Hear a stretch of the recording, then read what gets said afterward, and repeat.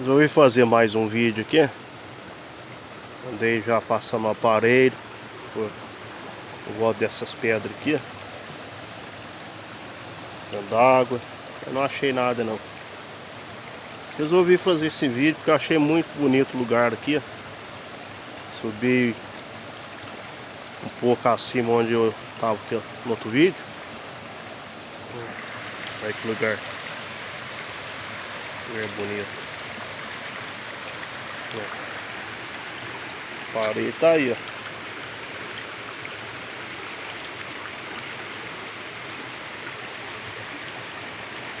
Já passei o aparelho por aqui, ó.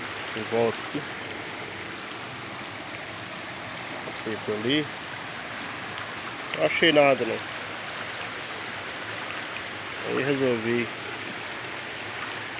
filmar esse lugar.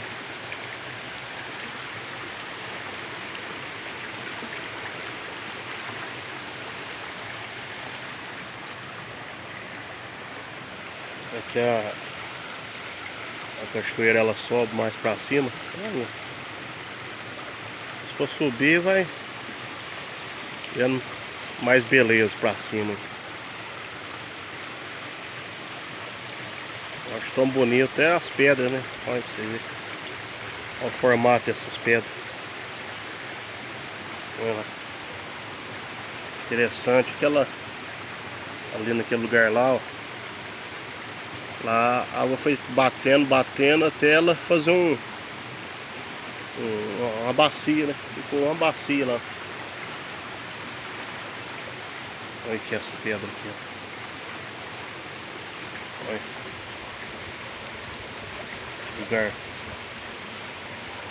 Lugar de lazer. Agora vem com a família. Tempo de calor, né? Porque agora o tempo aqui é frio.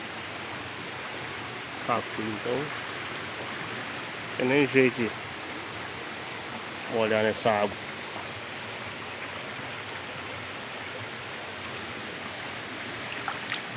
A água tá gelada.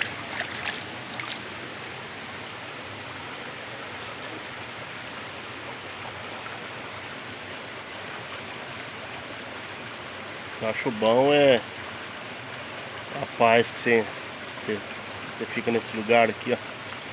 Tranquilidade que a gente fica, né?